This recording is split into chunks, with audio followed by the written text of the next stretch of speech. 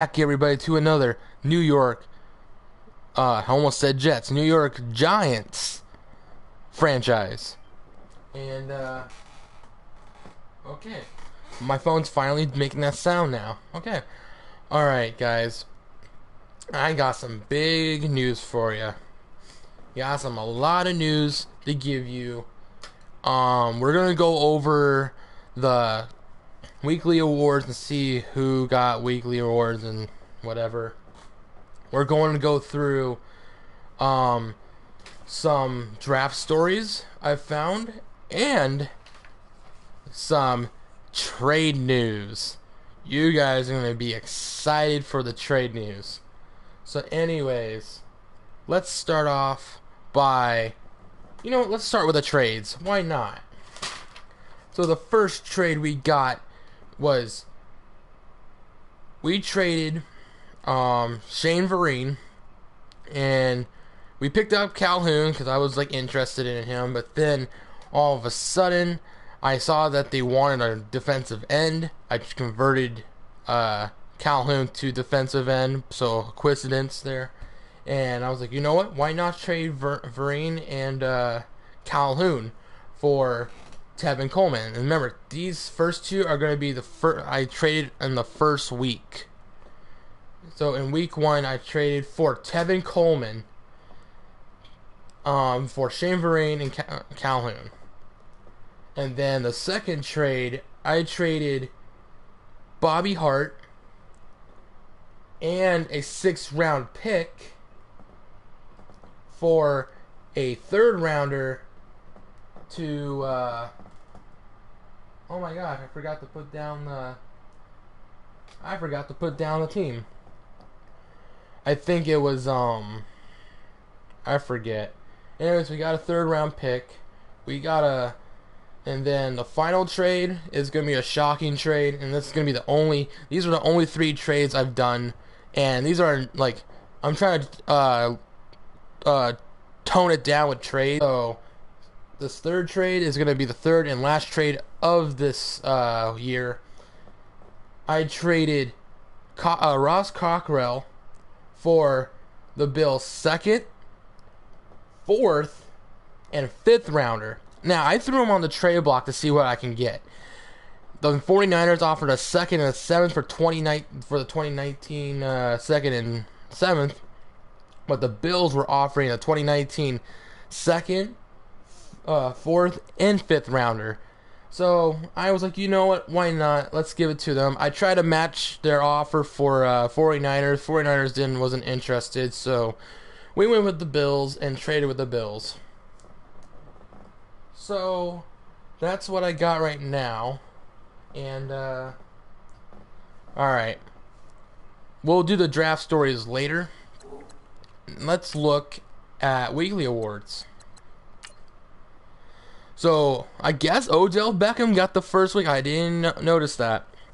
So, in week 1, Odell Beckham, 8 receptions for 140 yards, and 2 touchdowns, receiving touchdowns. And if you guys want, you pause the video and see these other players. So, Matt Ryan, David Smith, Boy, Sam Bradford, Tavon Wilson, Derek Carr, Tankersley, Stafford, Kendricks, Fournette, and Bartu. Okay, that was an interesting name.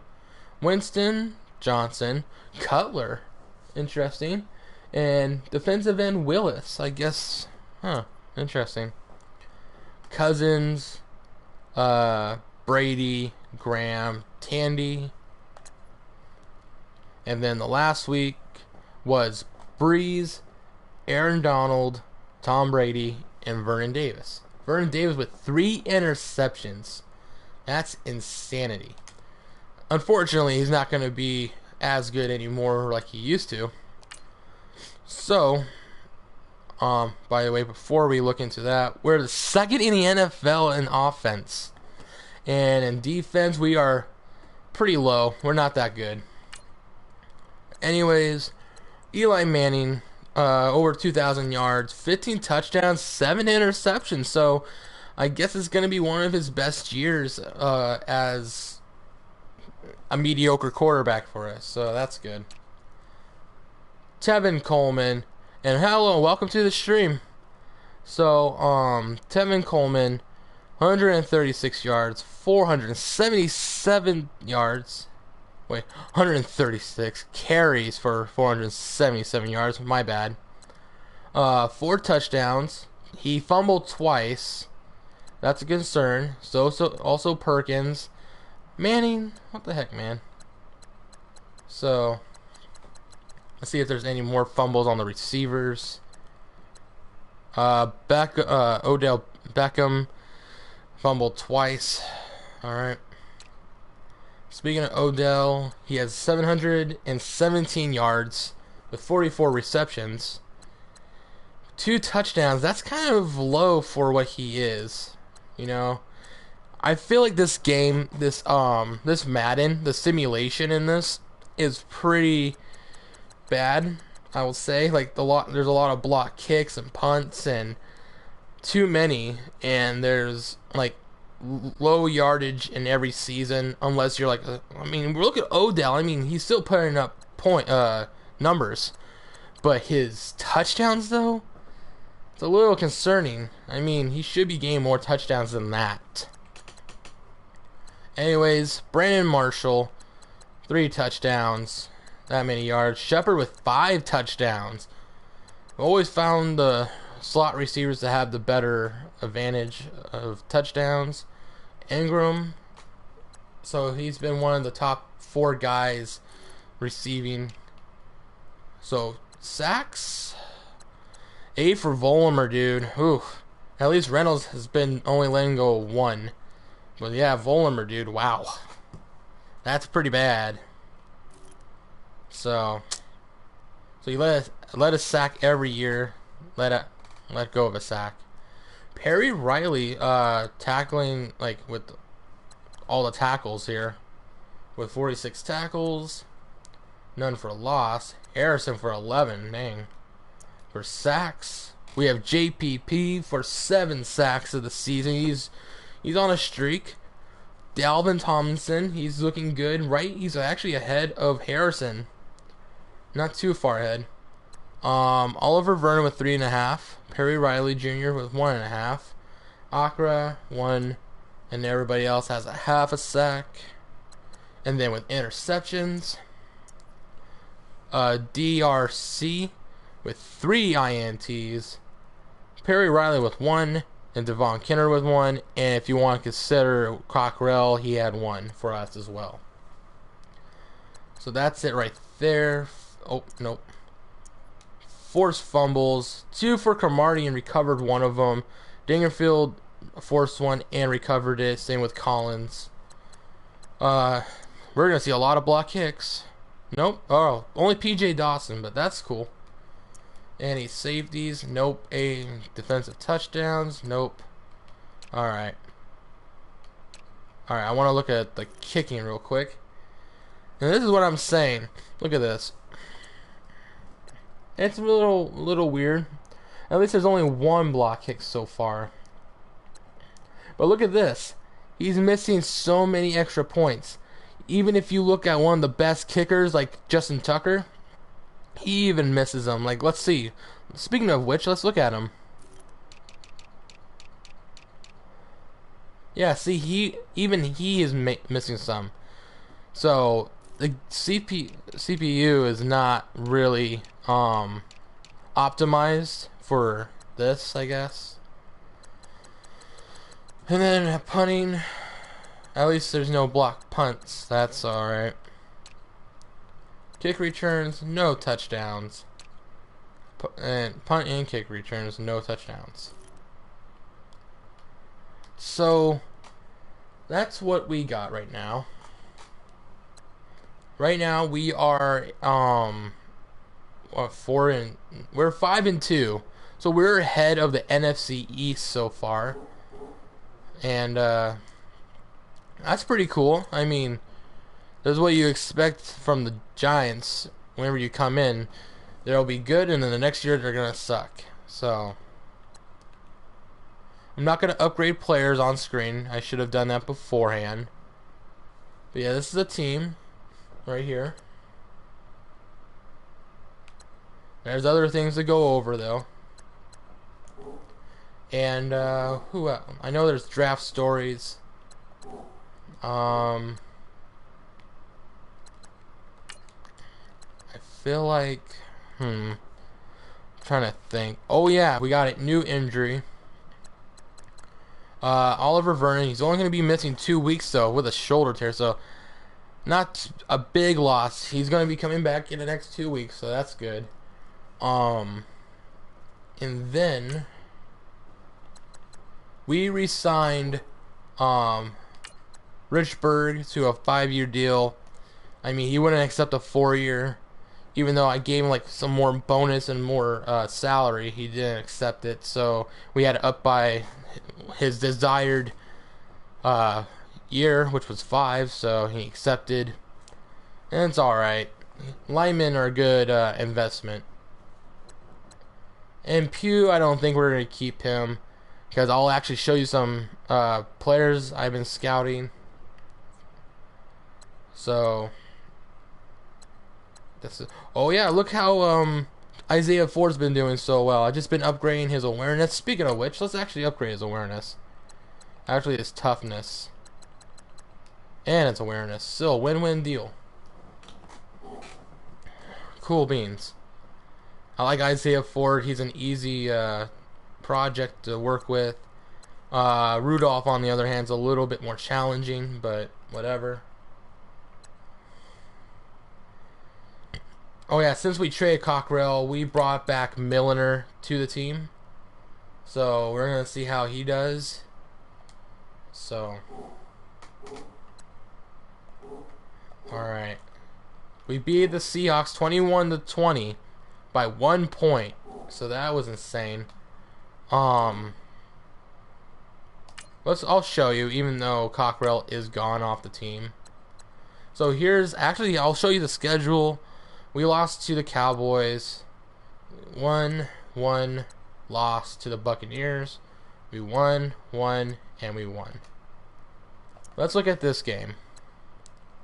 So Manning threw an interception, but 2 touchdowns, also pairing with Wilson. Rushing with Rawls. And I'm only showing you guys this because I'm interested in Seattle. See, here's the problem. Even for running backs in the game, they do not give them enough rushing yards.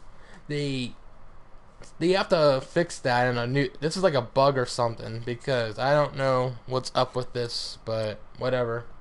Touchdowns, only Rawls.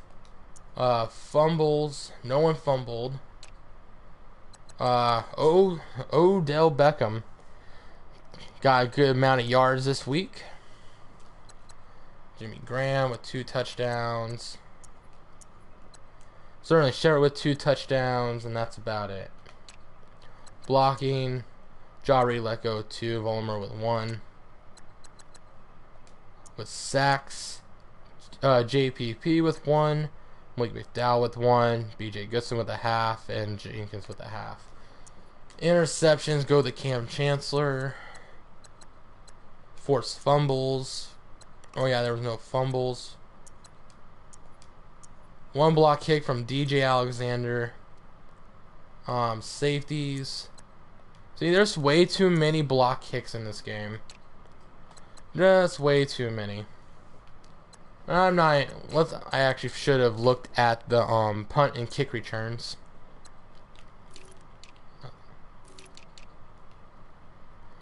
No touchdowns. No touchdowns. So that's what we've been dealing with. We only have 2 losses on the season, which is alright.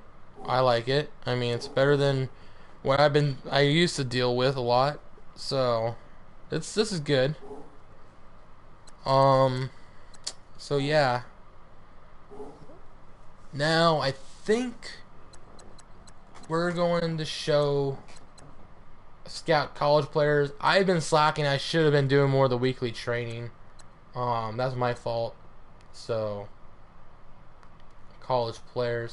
Now there's a couple good players like Papa's Bradford and Jared Neal.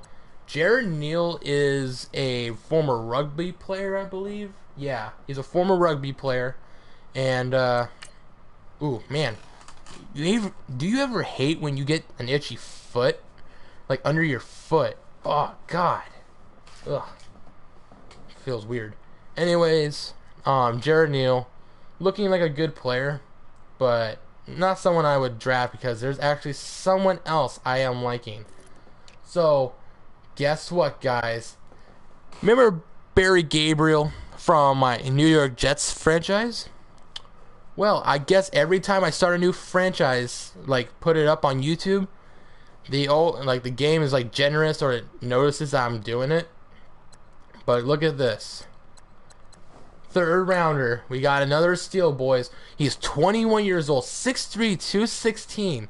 He's a gain like 5 pounds, but he's a mobile quarterback with good short accuracy, good throw power, and good throw on the run. He's from BYU. And the reason why he's a third rounder is, and now this is what I just got told just now, Glenn Archer used to be a wide receiver for BYU for them, and he was scouted throughout college. He was a multi-athlete. He used to play corner, wide receiver, quarterback, running back. I mean, he was a talented kid, but he was mostly a quarterback. And at receiver, he was not bad. He was a good player. But what happened was, the reason why he's a third rounder, because he converted back to quarterback, because he had to fill in over there at wide receiver at BYU because their top receiver was out. Glenn Archer was actually doing pretty well. He was racking up some numbers. He was doing good. But then they moved him back to quarterback because they needed a quarterback. So, and they thought Archer was the man. So right now, he would have been a 5th rounder, possibly 6th round wide receiver. And he went to quarterback, and he's bumped up to the 3rd round. But if he was able to play quarterback all the way from the beginning, he would have been possibly a 1st round pick. But right now, since that held him back in his draft stock, I mean, his talents are showing really good. I know he's a superstar, and I know he's going to be great. So, Glenn Archer, Mr. Archer, can't wait to draft you, my friend. And there's some other good players right here, like Russell Tolliver, and my favorite in the 1st round is Barclay. Really good player, 6 foot, reminds me of a Drew Brees, Russell Wilson type of player. And he's from Oregon, so I mean, hope the best for him. So, anyways, running back Barry Merritt. His father used to be a former Olympian, but he chose football instead to be a running back. So this kid's going to be either really fast as hell, or he's just going to be really gifted in superstar talent. Or both. Who knows? But this kid's really good. They had another running back in the 1st round named Howard Harrington. I think he's a running back, but he's out for the year with plantar fasciitis, and that's not good for him. So yeah, now I want to show you guys a couple running backs. I know you see Trey Durant down there, but the player after Durant, you're gonna get mind blown. Carl Hagman, 21 years old, A juke move, B- vision, and B carrying? This kid is gifted as hell. I would not mind. I never seen a running back in the 3rd round like this in a long time. The only time I saw an A in like 3rd, 4th, or later rounds is a power back, like Durant right here. But seeing this kid, I'm like, this kid's good. So I have my eyes set on him. Kejma, I want to look at. He looks really, and I like his name. See, so we got 2 3rd rounders, 2 4th rounders. So those picks are going to help us tremendously. Now, where's next? Um, there's a receiver. There's some receivers I have my eye on, like Javonte Byram. He looks good. I'm gonna be scouting these other players, but Will Forlet, he looking decent so far. Haven't been scouting a lot of the receivers. Oscar Carr, I'm keeping my eye on. He's not 23, he's actually 21. I don't know why, but Oscar Carr, I like his name. He's 6'3", 199. He used to play cornerback as well at Arizona State, but you know. Anyways, we have two draft stories, and it's both these two. Wes O'Brien and Chance Solik. They're saying that O'Brien had no sacks in the season. That's interesting by looking at this, because he only has run block and impact block on his top two things. So that's weird. And then Solik, he stopped the Felix, the one of the defensive ends, top defensive ends. So I don't know how. They just had probably one good game. Both of them had one good game that showed them their dominance. Mostly Solik. Let's see here. We're gonna go now. There's some good offensive linemen I've been scouting, like this kid, Terrell Floyd, McLaughlin. Been keeping my eye on some of these kids. DeGrace, I just don't like his pass block. He would be potentially converted to right tackle. These kids are really good. Like Murray here, really good player. So I have my eyes set on these guys. Holt looks decent. Not a lot of potential there. I have my eyes set on some other players. Here's Jared Neal, the former rugby player. Now, here's the middles. Now, this kid's good. Brendan Breckner, really young, 21 years old, from Ohio State. He's declaring for the draft early. So, really good, talented player at Ohio State. Like Joey Bosa and Eli Apple, all those guys. So now there's a middle linebacker that's missing from this list, and his name is DJ Golden. He forgoes his senior season to focus on his MBA, not NBA, but MBA. So his master's degree technically. So I'm not too sure that means he's gonna come back to the draft. So he's possibly just focusing on all his academics, and then later on he's going to come back during the combine. Possibly. Either that or he's going to come back next year. So DJ Golden, that's why he's not on here. And let me show you guys two intriguing right outside linebackers. The first one's okay, but the second one is nice. There's Papa Bradford, I told you. He's good.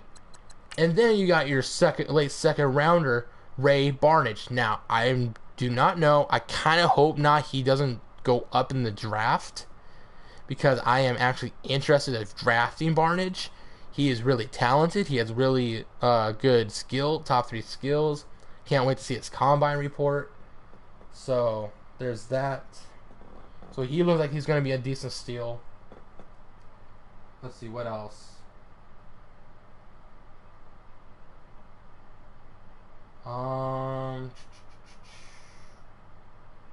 Oh yeah. And then Gordon Burris, he broke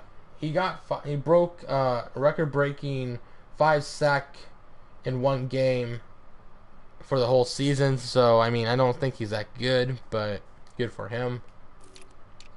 And there's 2 corners in here in the 7th round I really like. I like this kid so far. I have to still keep scouting him. But Howell, 21 years old, from Ohio State, really good player, and BJ Lindsey. Both look like they're going to be the similar type of player, but whoever I get first is going to be good for me. And plus, we'll need some new corner depth. Definitely when we need that fourth slot filled. We don't need a first rounder though yet. And those 21-year-old kids, I would not mind getting them because they are actually pretty good.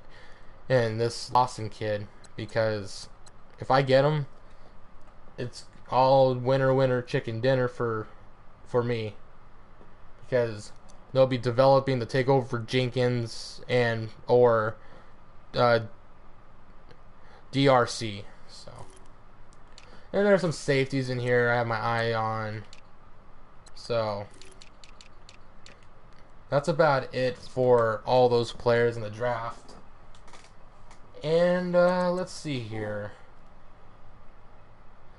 So get on the lookout for me to possibly trade for, where is he?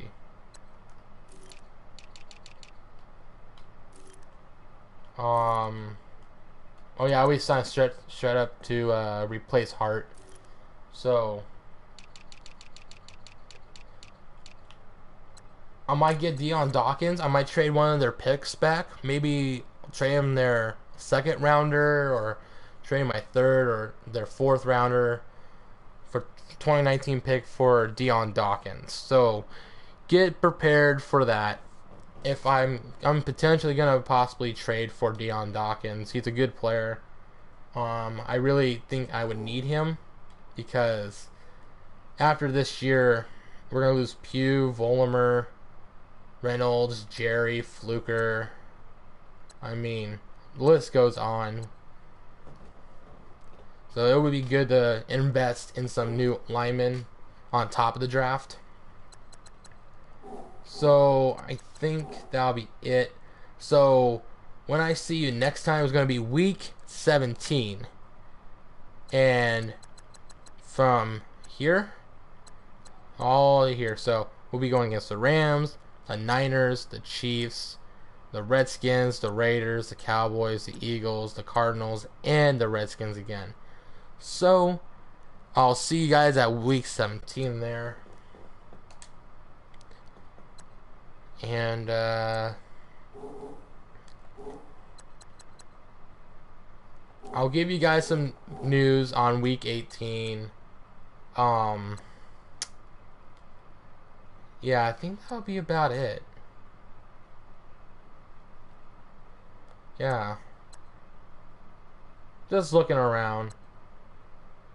Trying to figure out some things. Alright, that's about it. Thank you everybody for watching this video. Make sure you hit that like and subscribe button when you can. And make sure you comment down below.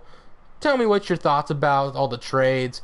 Now, I tried my best to not trade everybody on my team. I only traded 3 times. That's the best I've ever done. I've only traded 3 times this whole season, and that's a good record. And you would think too, like recently, a lot of teams have been trading, like the Seattle Seahawks. They traded before week 1. So that's what I did. I did 2 trades in week 1, and then I did another trade on the trade deadline. So I think 3 is the bare maximum, and for that, or for who knows. So thanks everybody for watching, and I will catch you guys next time at week 17. Let's see if this team can go to the playoffs. If so, why not? Anyways, once again, thanks everybody for watching, and I'll catch you next time. Later.